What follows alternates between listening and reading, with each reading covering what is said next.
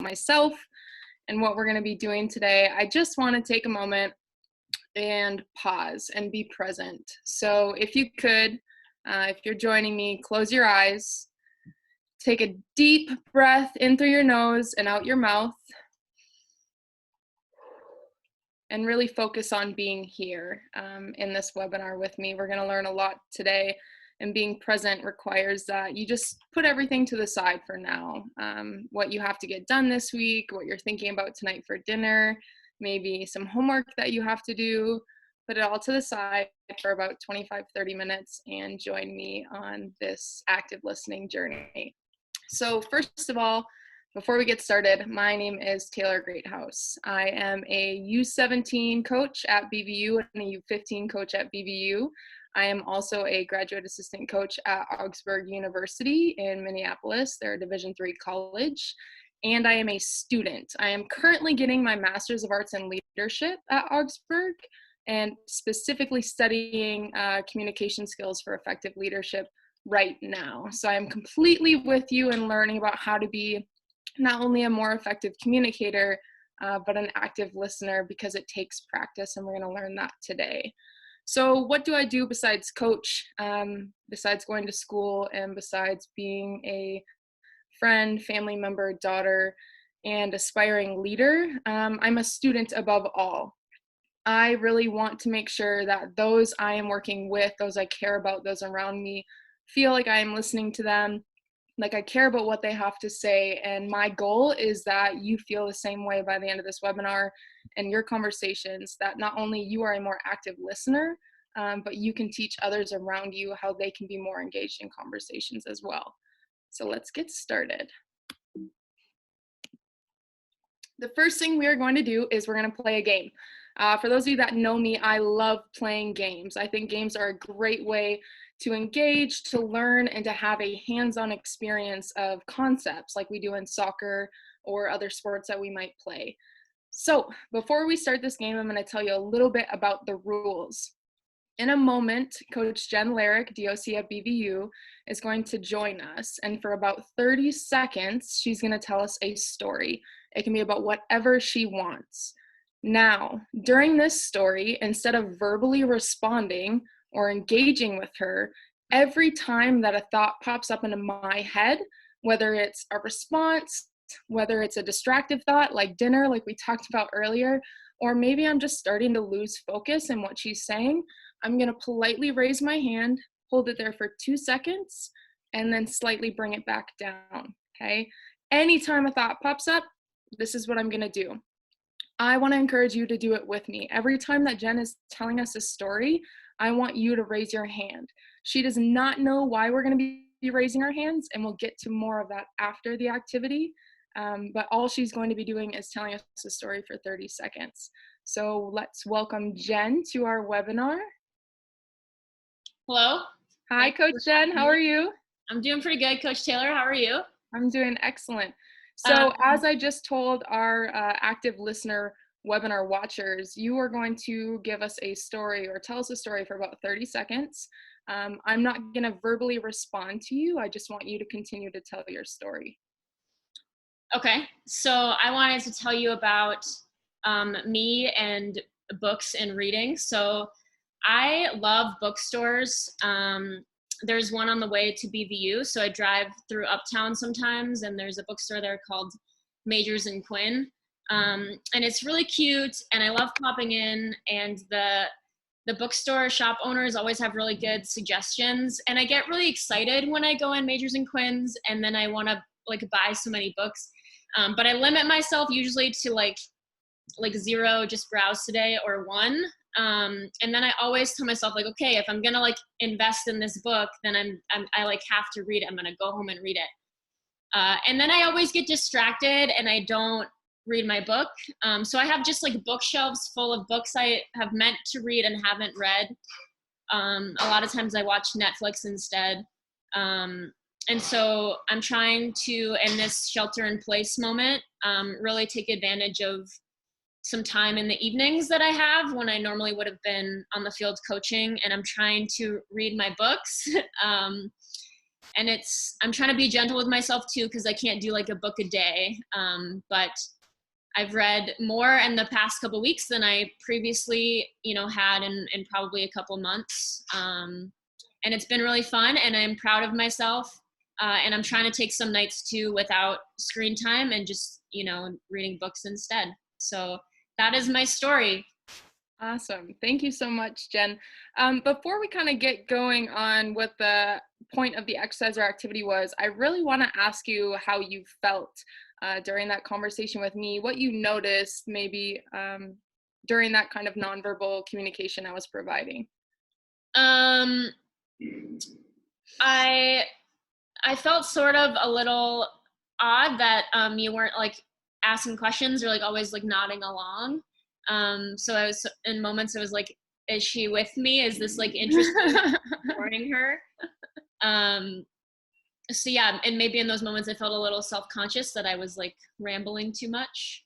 Yeah. Were you able to fully concentrate on your story, or did you feel at times that I was distracting you from telling your story? I think sometimes I got distracted because I was like, oh, is she really like listening to me, or am I just sort of like talking to nobody right now? Like, is she with Yeah. me or not? And then that sort of made me distracted in my own head sometimes.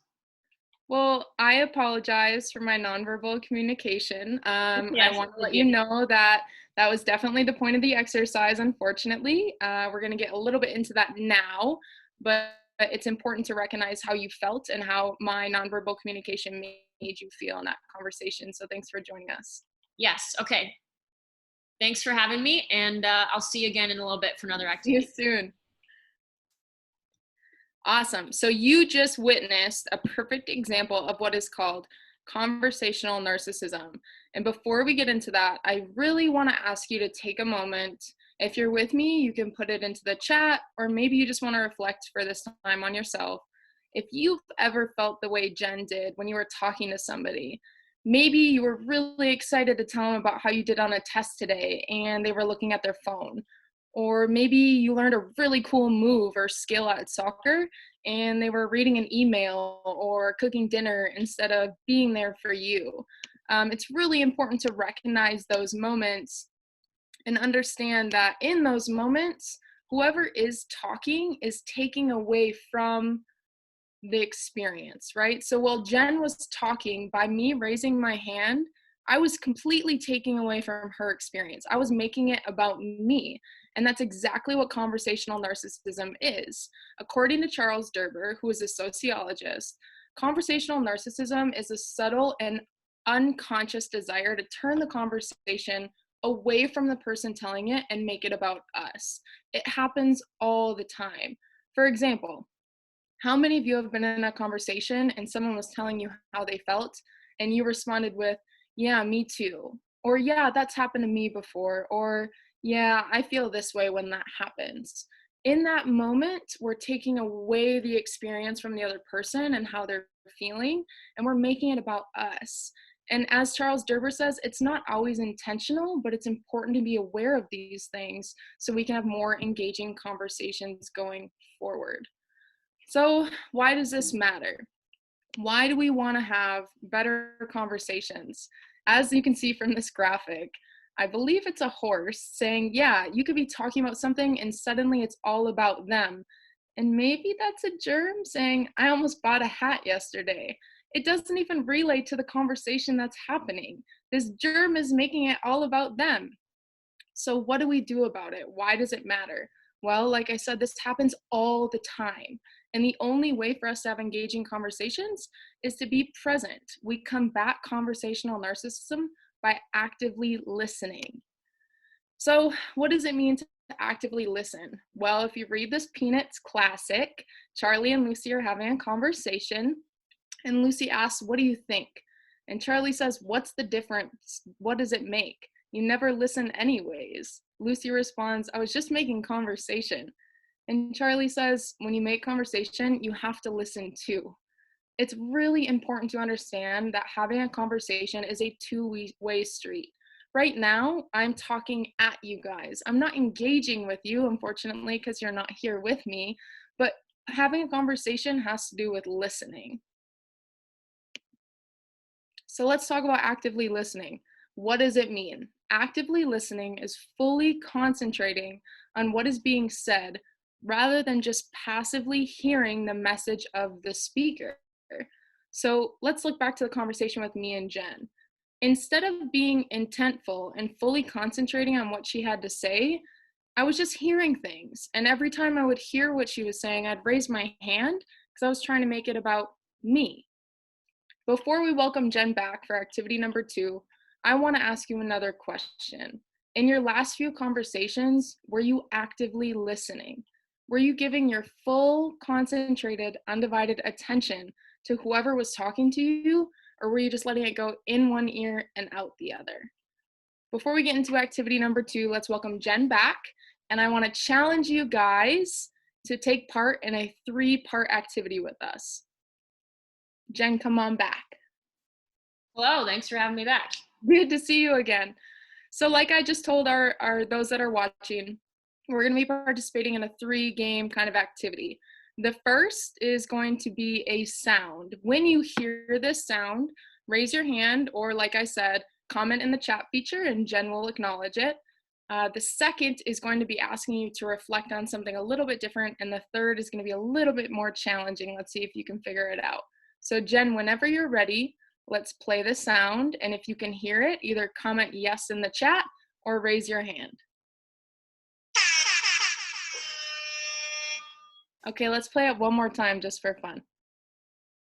Okay, here we go.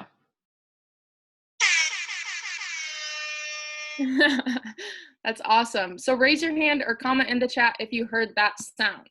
And then we're going to go on to activity number 2. You got some nice hands raised. That's awesome. So activity number 2 is going to be Jen telling us a sentence or a fact. Now, if you hear what Jen is saying and you're actively listening, you should be able to repeat back to us what she said. So after Jen completes this sentence, I want you to type it or repeat it out loud. Okay. I love crazy socks. Jen, I heard you say, I love crazy socks. And you also showed me your socks. That's awesome. If you heard what Jen said and you were reflecting on what she said, comment it in the chat now. The third phase we're going to have is Jen is going to either tell us a short story or another sentence. And I'm going to challenge you to reflect on something special. So make sure you are engaged and actively listening right now. Go ahead, Jen. Okay, so here's my short story. I love being outdoors. So I live in an apartment downtown and I don't have a yard that I can easily go out to. So I've had to be really conscious every day of finding a way to get outside safely. And every Sunday I've started to do a hike in a state park early in the morning when there's not many people out and when I can get out of the city and get some fresh air. So that has been bringing me a lot of joy. I've checked out William O'Brien State Park. I checked out sort of a bird refuge last weekend. I've seen turtles and snakes and herons, so that was great. And then last week I was trying to get outside and get some bike outside time, see the sun on my bike. And just a block away from my apartment, my chain skipped and I fell just like this on the street. And I bruised my leg pretty bad and scraped up my elbows. It's sort of recovering, but you can see it a little bit here. And I think the saddest part of that, like I was sort of shocked and scared when I fell. And then once I realized that I was okay, I think the saddest part of that is there were some people walking on the street who were going to come over to try to help me and make sure I was okay. And I had to be like, oh no, please don't come over. Like their instinct was to be a really kind neighbor and to come help me. And we just sort of in this moment forgot, like, we can't come close to each other. So in that moment when they were trying to be so kind, it made me sort of sad to have to say, no, please stay away. Yeah. So I've had some different experiences with outside time lately. Yeah, you mentioned that it made you feel kind of sad when you had to say no and kind of deny their support. Do you think on any other day or any other given circumstances, you would have acted differently in that situation? Yeah, I think I would have. I think any other day I would have, been thanking them a lot for checking on me. I think I would have, taken a moment to look them in the eye or maybe shake their hand and say thank you. And I was wearing a mask, so they couldn't even really see my face. And Mhm. it's so hard to connect with people and emotionally when they can't tell if you're smiling or not. Yeah. And I felt sad, and I was hoping that they didn't think that I was being rude to them. Yeah, I can only imagine. Well, thank you for sharing your story with us.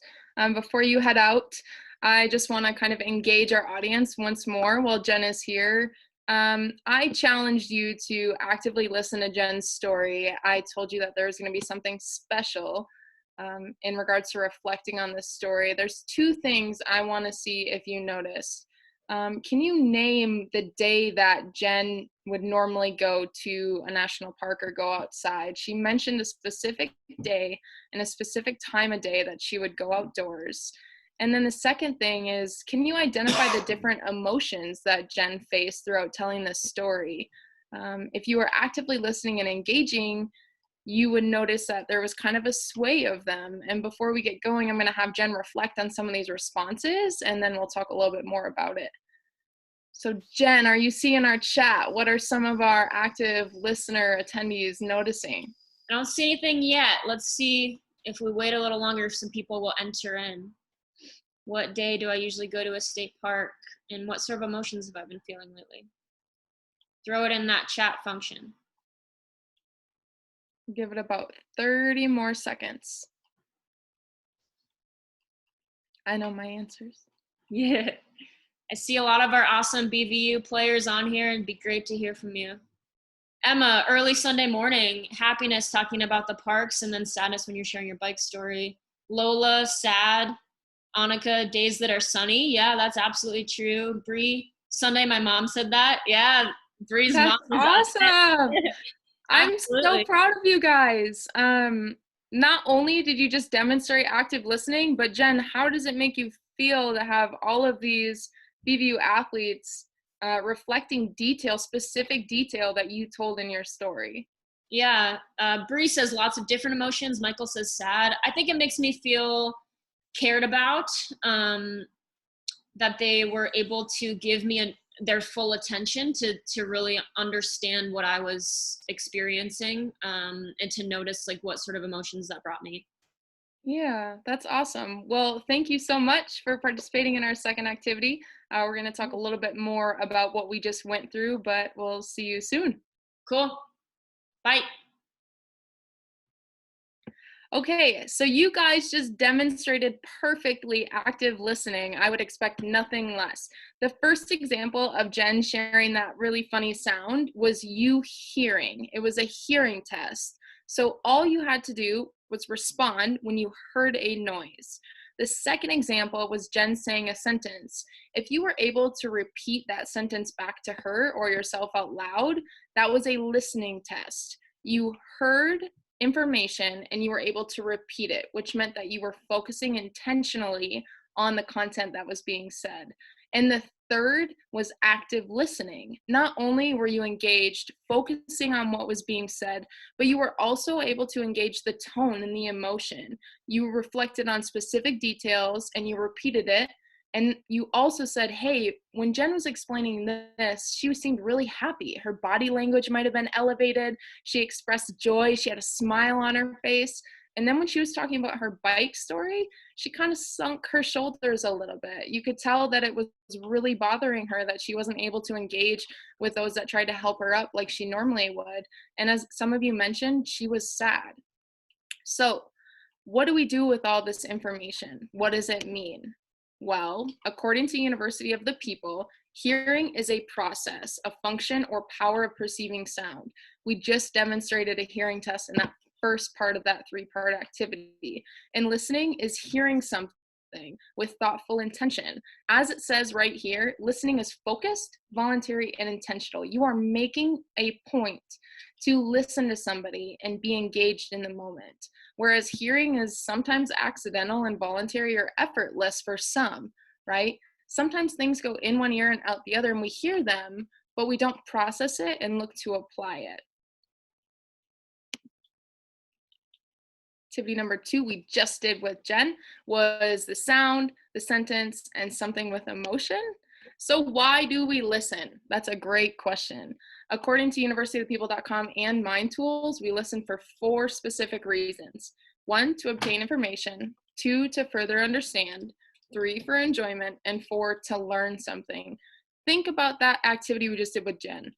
Did you obtain information? On Sundays, she likes to go outdoors, specifically in the morning, or as some of you mentioned, if it's sunny. 2, I asked a question to Jen to understand further when she mentioned she wasn't very happy about how she was able to engage with that person that tried to help her up. 3, for enjoyment. I loved hearing about what brought joy to Jen's day. I loved hearing that she's trying to read more books, as she mentioned earlier on, or that she's trying to go outside and go for bike rides and walks. And 4, I learned something.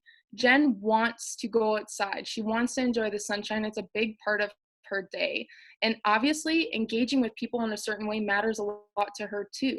The fact that she wasn't able to let somebody help her up really upset her. And now I know the importance of engagement physically for Jen. So, according to multiple sources, including listening.com, Shorbs, and an article on Star Tribune, 85% of what we learn today is from listening, active listening, in comparison to the 15% that we learn from reading or talking. Think about that for a moment. 85% of what you know, you've acquired from listening actively. Otherwise, we wouldn't recall it. 75% of conversations that we have today were distracted, preoccupied, and forgetful. Think about a time where you were on your phone, you were on your computer, you were on Snapchat. Maybe you were texting somebody, maybe you were cooking dinner, or maybe you're playing a video game. I don't know. But 75% of conversations, we're not paying attention. We can only recall about 50% after a conversation. So Jen and I just had that talk. After that conversation, right now, I can only recall about 50% generally. And in 2 to 3 days, we can only recall about 20%. This is why it's so important that we actively listen to others. If we want to show them that what they have to say matters, if we want to retain information that's helpful or important and later on apply it, we need to make sure that we're actively listening. So why do you care? Well, if you're a student, you get tested frequently. You have quizzes, you have exams, pop quizzes. You need to retain information in class daily, especially homework. You get tested on information. Actively listening to what your teacher says is going to be applied at some point. Same thing with soccer. You have to actively listen to learn. If you're a parent, think about a time when you've had a conversation with one of your kids. Were you actively listening to them? Were they actively listening to you? Maybe they got frustrated because they had to repeat themselves, or maybe you got frustrated because you had to repeat themselves. That's a perfect example of how we're just hearing people during conversation. If you're a friend or an employee, actively listening to others shows that what they have to say matters. Input is important in effectiveness and collaboration. So we want to recall and retain this information and be able to apply it. What are the benefits of this? There's tons. There are so many benefits to taking a moment, being present, and listening to other people. That's what conversations are. It's more about listening than talking. 1, purposeful and meaningful conversations. Think about a time when you were telling somebody how you felt. Maybe you had a really hard day. Maybe you're just expressing your feelings and you felt the way Jen did in our initial conversation. Do you feel that what you had to say was meaningful to the other person, that they cared about what you had to say? If not, they probably weren't actively listening. 2, we develop quality relationships with others. In order to have those deep bond relationships with people, we need to show them that we care about what they have to say. We need to listen to them as they listen to us. 3, we're going to be more effective communicators. Like I said, and we learned from Charlie Brown, having a conversation is a two-way street, and 90% of the time, or should I say 85% of the time, it's listening. And 4, We want to feel invested, supported, and listened to. Jen wanted to feel heard in the first conversation. I'm sure if you reflected on conversations that you have, you felt the same way at some point. And in the second conversation, notice how Jen felt listened to. It made her feel good. She smiled, her body was elevated, her voice was elevated, she was joyful. That's because she felt like she was invested in during that conversation. And besides, if we're not listening to people, conversations are boring. What's the point of having them if we're not going to put the effort into what other people have to say? So, how do we flip the script? How do we make it less about us and more about the other person? How do we combat conversational narcissism and listen more? Well, we actively listen with 3 simple steps. 1, be present in conversation. Notice I started this presentation by asking you to close your eyes, take a deep breath, focus on your breathing, and let all other thoughts and things and distractions around you go to the side. Being present is about physically showing that you are invested in what they have to say. Celeste Headley, an award-winning journalist and a professional speaker and author, says that we shouldn't have to pretend to be present if we really are. Put your cell phone away. Your email, your computer, your book, dinner plans for later, whatever is next for you this week, it can wait. In that moment, don't multitask. Be there for the other person. Step 2, be positive and eager. Just like a soccer game, just like a hockey game, just like school or any other event or thing that you show up to in life, you choose how you show up to every conversation. If you show up to a conversation thinking this is going to be hard, or I don't really want to do this, or I don't really care to hear what they have to say, you're probably not going to. If you flip the script and show up positive and eager as if you have something to learn, I can promise you, you're going to learn something. Gallo from Humble Inquiry says you should choose to be curious and be open-minded. And number 3, be a novice. Celeste Headley once again says that everybody is an expert at something. Approach conversations in a way that you are a novice, that they are the expert, and that you have something to learn. That way, you're taking the conversation and making it about them rather than about you. You are allowing what they have to say to be their experience and not yours. So, what's my challenge? My challenge for you is pretty simple. Take a moment right now and think about the importance of listening actively during COVID-19. What does it mean right now to have a conversation with somebody? How important is it to actively listen? Make sure you put this in the chat.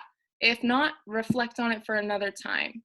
Number 2, how can you demonstrate active listening to those you are sheltered in place with?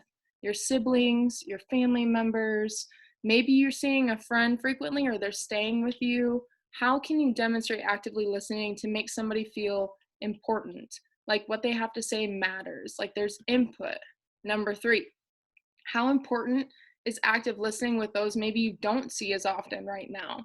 So for those of you that are used to seeing your friends every day, your employees, your neighbors, you're not able to see them. You're not able to conversate with them as much right now. So how important is it that when we do, we're showing them undivided attention? We're being present, positive and eager, and we're being a novice.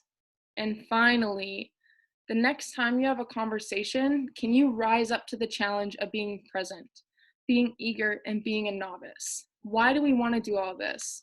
Well, as I mentioned before, there are so many benefits to being active listeners.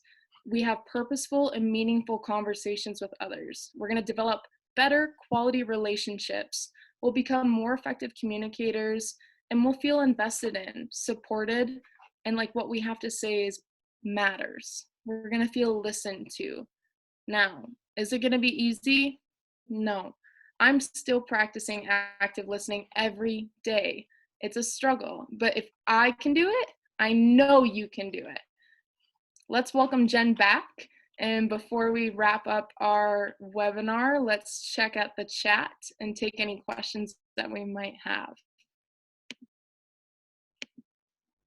Thanks for having me back. I see some really nice comments popping into the chat.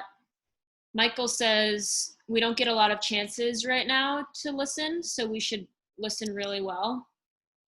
Emma says, it's very important since not everyone can be as social as they usually are. They want to be listened to and not feel like they're just talking to themselves. I think those are really great points. Yeah, thank you for sharing. It's really important to recognize that we're not always going to be perfect active listeners, right? Sometimes we're going to practice conversational narcissism, and that's okay. But we just have to work on being patient, being more aware of how we're responding for our friends. Are we supporting what they have to say, or are we shifting that response to be about us, and how we can practice this with simple tools every day? Yeah. Taylor, I love what you said about being a novice, because everybody that we talk to is an expert in themselves, right? So what can we learn about them? Yeah, I perfect also, example was your story, right? I don't know what Jen was feeling when she fell off her bike. I can assume, but it's not my experience. It's Jen's, right? So I'm not an expert in telling that story. You are. Jen is the expert. And the only way that I'm going to learn or obtain more information or understand further is by actively listening to her, which often includes asking questions to further understand more. Or some people like to say giving eye contact. That's a helpful tool, but to be fully present and engaged doesn't necessarily take much other than multitasking. yeah. I love your comment too about, trying not to just be on your phone all the time while you're listening to people. I think that I can sometimes have a bad habit of trying to multitask and get things done, and I'm Yeah. texting while I'm, listening to you. And and at the end of the day, like, that doesn't show you that I care about you. And I think that's Yeah. the habit I'm trying to work on, is putting my phone down and just being with you. Yeah, Being and it's with something the person. like you just said, it's something you have to work on, right? We all do. We all have something that maybe we're not aware of or we don't notice that we do constantly in conversation.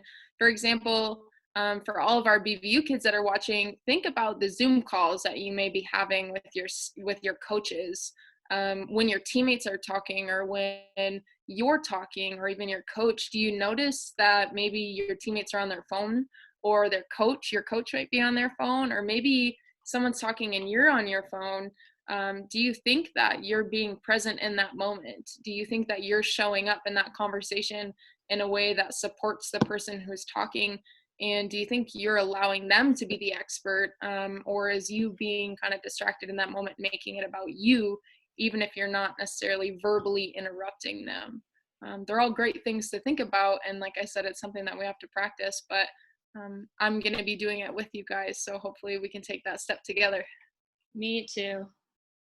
Should we see if there's any other comments or questions in the chat? Yes, I'd love to. Um,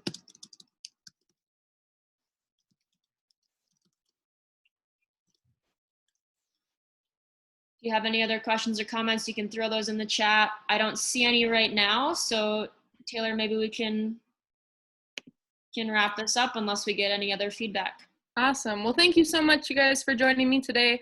I know times are a little different. It looks like we got another question. But before we answer that, I just want you all to know that being present is really important, not just for other people, but for yourself right now. It's okay if you need to take time for you, if you need to take a break from your screens, or whatever else is happening around you, and just take some time to be an active listener to yourself and your body and your mind. It's really easy to get wrapped up in emotions with Zoom calls and online schooling and working out and getting touches on a ball. So whatever it is, make sure that you're taking time to be an active listener for yourself too. Yeah. The other comment that popped up was just Bree saying thank you. So a big thank Thanks, you Bree. to Taylor, for explaining this with us today. A big thank you to all the attendees.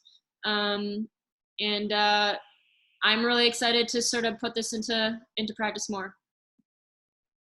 Awesome. Have a great day, everybody. Stay safe, stay healthy. Have a good night. Bye. Bye.